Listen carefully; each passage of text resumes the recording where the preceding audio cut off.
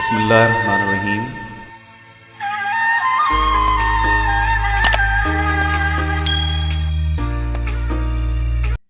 सबसे पहले हम देखते हैं ऑक्सिलरी वर्ब। जो ये टर्म है ऑक्सिलरी वर्ब, इसका मीनिंग क्या है।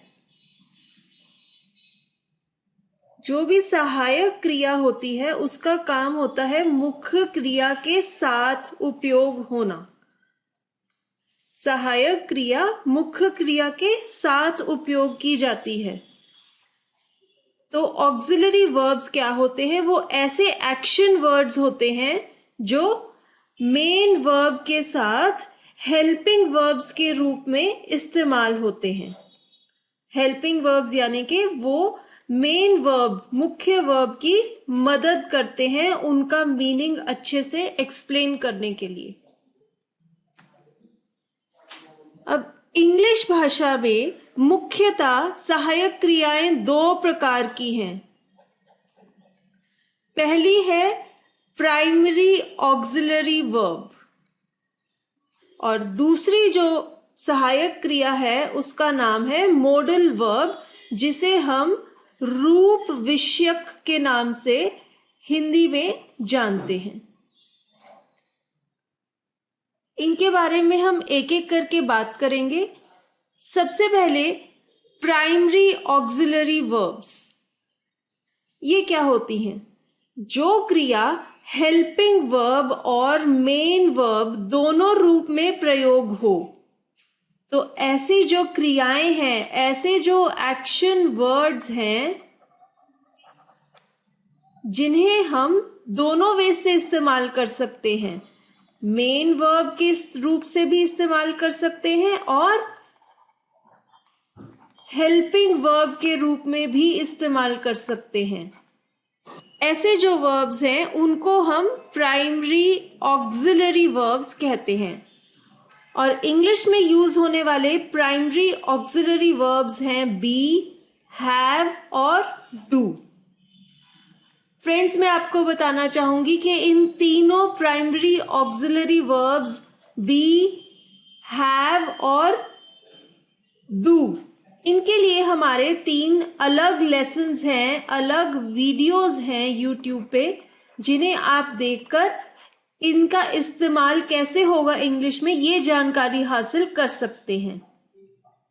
अब हम आगे चलते हैं। हम बात करेंगे मोडल वर्ब्स की, जो मैंने आपको कहा था दूसरे प्रकार की सहायक क्रिया। दूसरे प्रकार की जो सहायक क्रिया है उसको हम मोडल वर्ब्स या रूप विषयक के नाम से जानते हैं। जो सहायक क्रिया अपना अर्थ रखते हुए प्रयोग की जाती है और सकर्मक होती है। सकर्मक का अर्थ यह है कि वो कर्म के साथ आती है।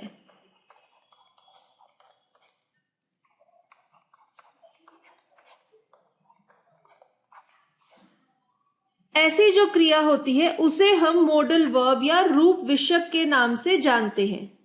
फ्रेंड्स, अगर आप जानकारी हासिल करना चाहते हैं सकर्मक क्रिया के बारे में, तो हमारा एक और लेसन है, हमारी वीडियो है जहां पर हमने क्रिया के बारे में बात की है। आप उसे देखिए। उदाहरण है मोडल वर्ब्स के कैन, कुड, मे, माइट। ये चारों शब्दों का अर्थ हम इस्तेमाल कर सकते हैं जब हम कहना चाहते हैं सकना या फिर क्षमता या फिर संभावना। शुड, ऑट और मस्ट, इन्हें हम प्रयोग कर सकते हैं जब हम कहना चाहते हैं चाहिए। डेयर, इसका प्रयोग करना है जब हम कहना चाहते हैं साहस करना। नीड, आवश्यकता होना जब हम दर्शाना चाहते हो तो हम शब्द यूज करेंगे नीड। एक एक करके अब इनकी बात करेंगे हम। सबसे पहले कैन। कैन का मुख्यतः अर्थ है सकना, योग्यता और क्षमता बताना, आज्ञा देना और संभावना बताना। तो कैन जो शब्द है वो 3 रूप से यूज हो सकता है। As a main verb it is used to indicate ability, यानी कि आप कोई चीज कर सकते हैं, पॉसिबिलिटी यानी कि संभावना, और परमिशन यानी कि किसी चीज की आज्ञा देना। एग्जाम्पल देखिए, वो गाड़ी अच्छे से चला लेता है। इस वाक्य को जब हम इंग्लिश में ट्रांसलेट करेंगे, ही कैन ड्राइव वेल। अच्छे से की जगह वेल आया, चलाना मीन्स ड्राइव, और लेता है मीन्स कैन। लेता है मीन्स वो कुछ कार्य कर सकता है, एबिलिटी शो हो रही है, और जब हमने एबिलिटी शो करनी है तो उसकी जगह हम शब्द यूज कर सकते हैं कैन। एक और एग्जाम्पल देखते हैं, तुम घर जा सकते हो। तुम घर जा सकते हो, यहां पर इजाजत दी जा रही है। कोई कार्य करने के लिए इजाजत, जिसे हम कहते हैं परमिशन, वो दी जा रही है कि तुम घर जा सकते हो। तो हम यहां पर भी कैन का प्रयोग कर सकते हैं। हम कहेंगे यू कैन गो होम। सकते हो, सकते हो की जगह हमने कैन का प्रयोग किया है। ये एक मॉडल वर्ब है। एक और एग्जाम्पल देखते हैं, कुछ भी हो सकता है। अब इसमें भी हम संभावना बता रहे हैं। हम कह रहे हैं कि कुछ भी होने की संभावना है। तो यहां पर सकता है की जगह हम कैन का प्रयोग करेंगे। सेंटेंस बन जाएगा एनीथिंग कैन हैपन। अब हम बात करते हैं नेक्स्ट मॉडल वर्ब की, जो कि है कुड। मुख्य क्रिया यानी कि मेन वर्ब के रूप में कुड क्या है? कैन का भूतकाल रूप, यानी कि पास्ट टेंस ऑफ कैन। और उसके अलावा कुड का इस्तेमाल हम आज्ञा देना यानी कि परमिशन, या फिर संभावना बताना, मीन्स कोई भी कंडीशनल सेंटेंस होता है, जब संभावना बताना मीन्स कोई चीज हो सकती है, तो उसके लिए हम कुड का इस्तेमाल कर सकते हैं। इसके भी प्रयोग के एग्जाम्पल देखते हैं। पहला वाक्य है, बचपन में वह गा सकता था। तो यहां पर हम उसकी एबिलिटी बता रहे हैं, और यहां पर हम कुड यूज करेंगे as the past form of can. In his childhood he could sing. तो ये सेंटेंस हम पास्ट की बात कर रहे हैं, बचपन की। वहां पर हम कैन की जगह पास्ट फॉर्म में कुड का इस्तेमाल कर रहे हैं। एक और एग्जाम्पल है, क्या मैं तुम्हारी गाड़ी उधार ले सकता हूं? तो यहां पर हम किसी चीज की इजाजत मांग रहे हैं। इजाजत मांगने के लिए मैंने आपको बताया था, या परमिशन लेने के लिए हम कुड का प्रयोग कर सकते हैं। सेंटेंस इंग्लिश में बन जाएगा, could I borrow your car. उधार लेना को इंग्लिश में हम बोरो कहते हैं। और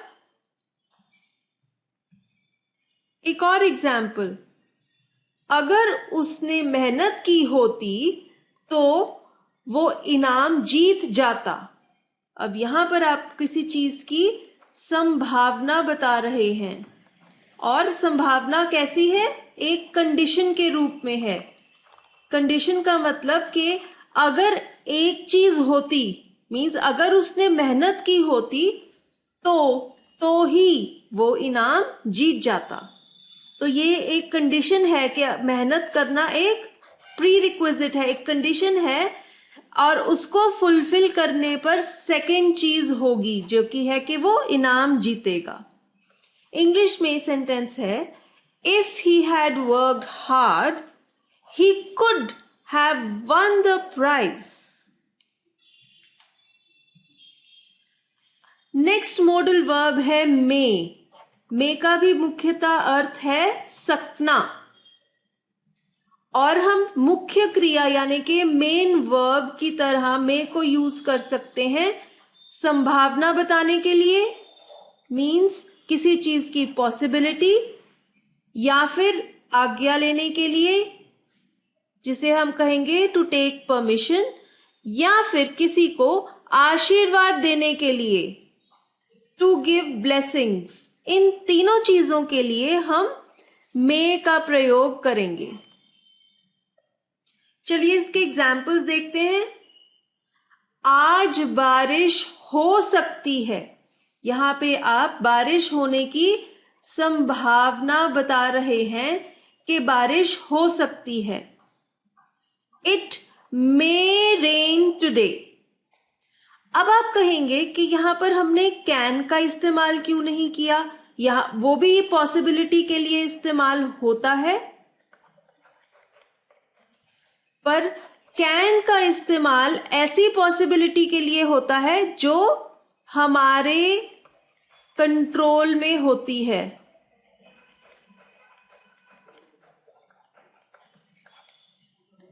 जो पॉसिबिलिटी हमारे कंट्रोल में नहीं है, हमारे कंट्रोल के बाहर है, ऐसी पॉसिबिलिटी के लिए हम मे का इस्तेमाल करते हैं।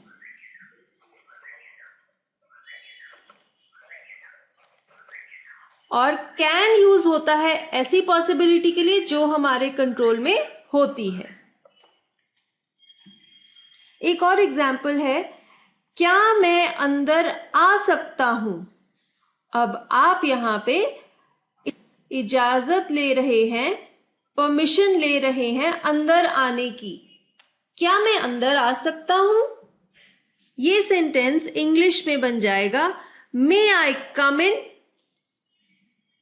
अब यहां पर भी हमने मे का प्रयोग इसलिए किया है क्योंकि ये एक पोलाइट रिक्वेस्ट है।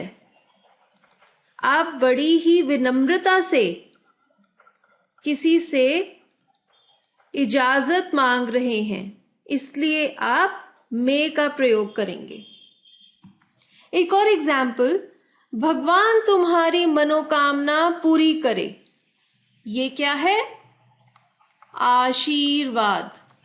जैसा कि मैंने आपको कहा कि जब आपने किसी को आशीर्वाद देना है, ब्लेसिंग्स देनी है, तो भी आप मे का इस्तेमाल करेंगे। इंग्लिश में ये सेंटेंस बन जाएगा, may God fulfil all your wishes. Next modal verb है माइट। माइट का मुख्यतः अर्थ है सकना, और मुख्य क्रिया के रूप में माइट क्या है?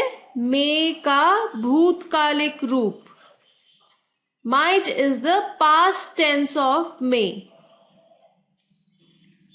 यानी कि जब हम पास्ट की बात करेंगे तो हम मे की जगह माइट का प्रयोग करेंगे। उसके अलावा माइट का इस्तेमाल कहाँ होता है?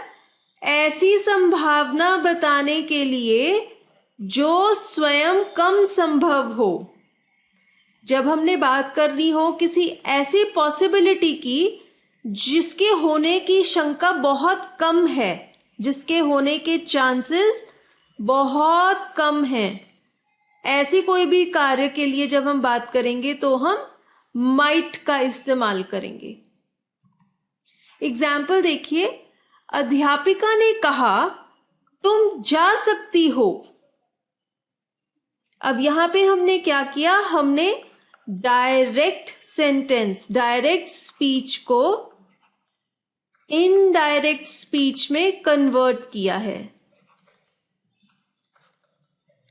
हमने किसी की वाणी, किसी की बोली हुई बात को अपने शब्दों में तब्दील किया है। अध्यापिका ने कहा, और उसके बाद जो वर्ड्स हैं वो अध्यापिका के कहे हुए शब्द हैं, तुम जा सकती हो। और हमने जब इसे अपने शब्दों में कहा, the teacher said that I might go. जब ये डायरेक्ट स्पीच थी तो ये सेंटेंस बनता the teacher said, comma, inverted comma begin, you may go, inverted comma close, full stop.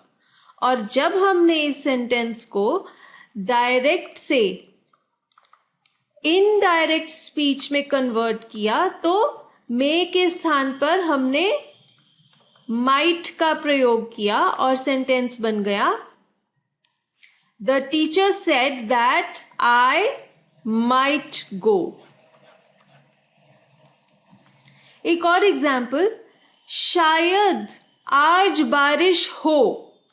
अब आप बड़ी ही शंका से कह रहे हैं, आपको बिल्कुल भी कंफर्म नहीं है और चांसेस बहुत ही कम हैं, लेकिन फिर भी चांसेस हैं बारिश होने की, तो आप कहेंगे इट माइट रेन टुडे।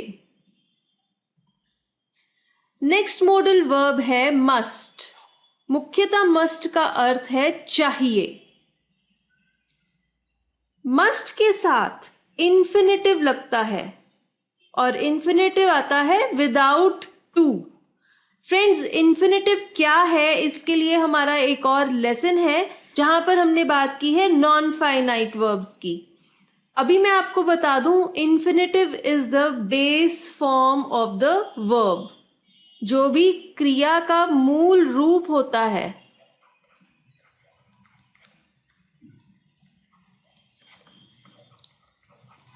उसे हम कहते हैं इन्फिनेटिव।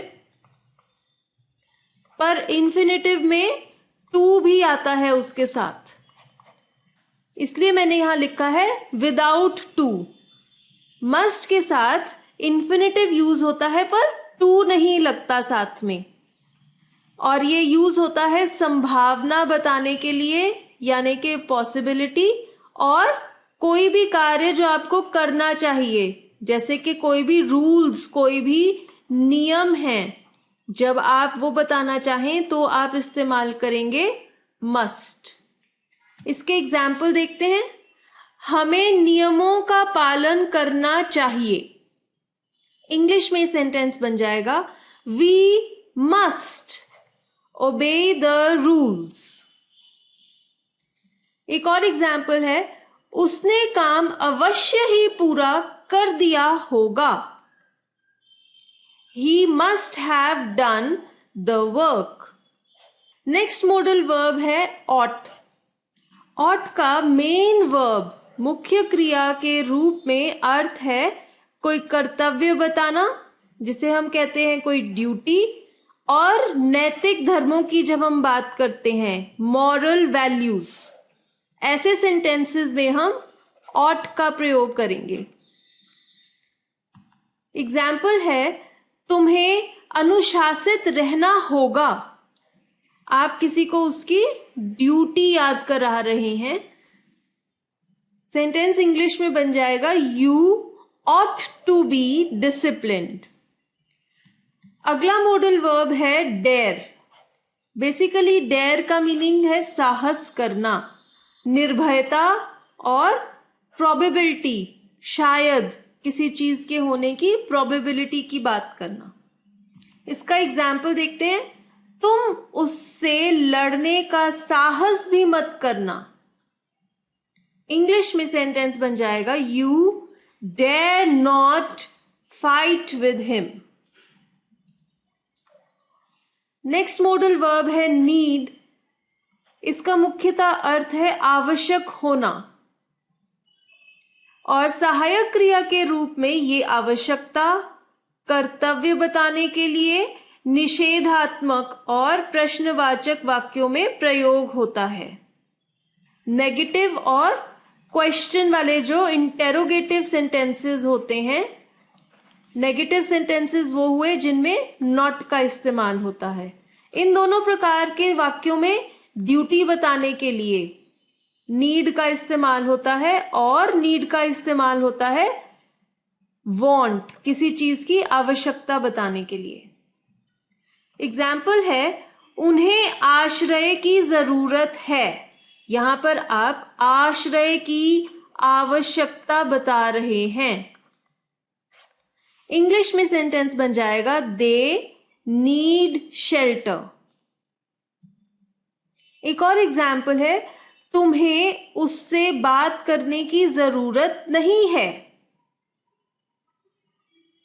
अब ये भी एक निषेधात्मक यानी कि नेगेटिव सेंटेंस है और आप किसी को कोई रूल बता रहे हैं। You need not talk to him. क्या तुम्हें वहां जाने की जरूरत है? ये एक प्रश्नवाचक वाक्य है। इस वाक्य में भी नीड आएगा। Do you need to go there? Next modal verb है यूज टू। इसका अर्थ है आदि होना। सहायक क्रिया के रूप में भूतकाल से चली आ रही आदत बताने के लिए यूज टू का प्रयोग होता है। It is used as a helping verb to indicate a habit. Habit means आदत जो भूतकाल पास्ट से चली आ रही है। एग्जाम्पल, मैं बचपन से यही खाता हूं। तो आप बता रहे हैं कि बचपन से यानी कि पास्ट से आप क्या करते आ रहे हैं? यही कोई पर्टिकुलर चीज खाते आ रहे हैं। यहां पर भी यूज टू आएगा। I am used to eating this since, कब से? चाइल्डहुड। नेक्स्ट मॉडल वर्ब है शुड। शुड बेसिकली तो शैल का भूतकालिक रूप है। This is the past form of शैल।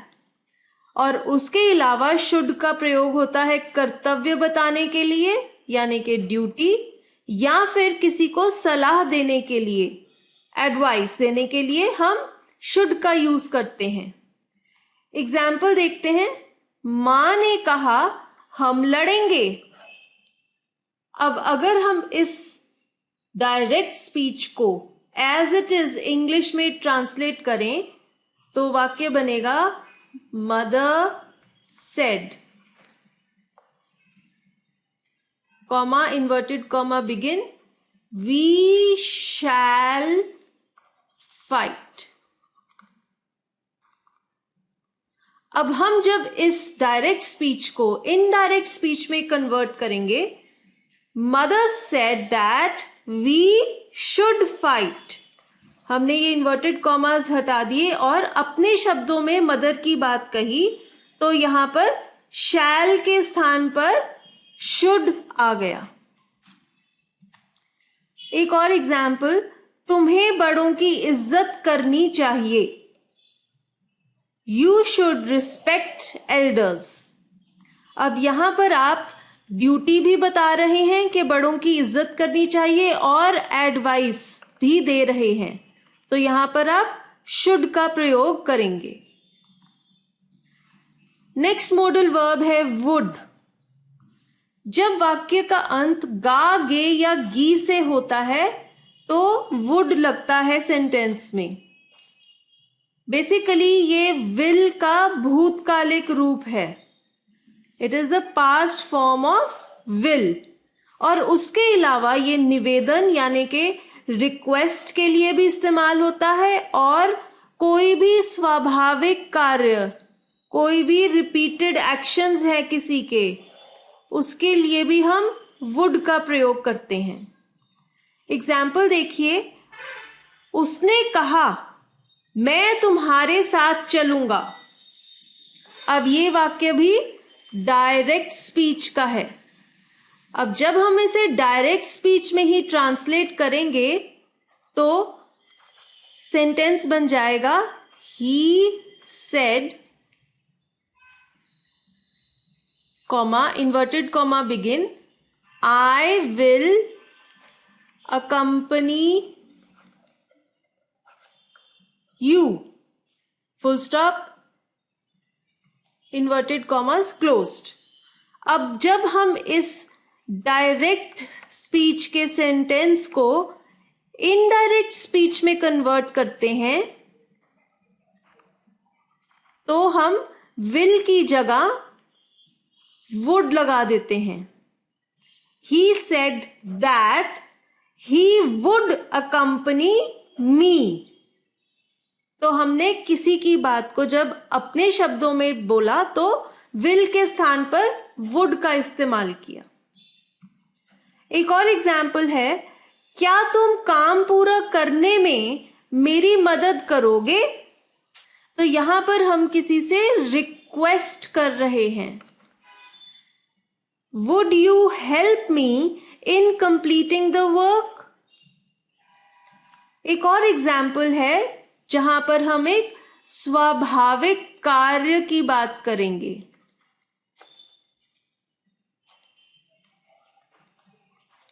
वाक्य है, हम उसे मिलने हर रोज जाते थे.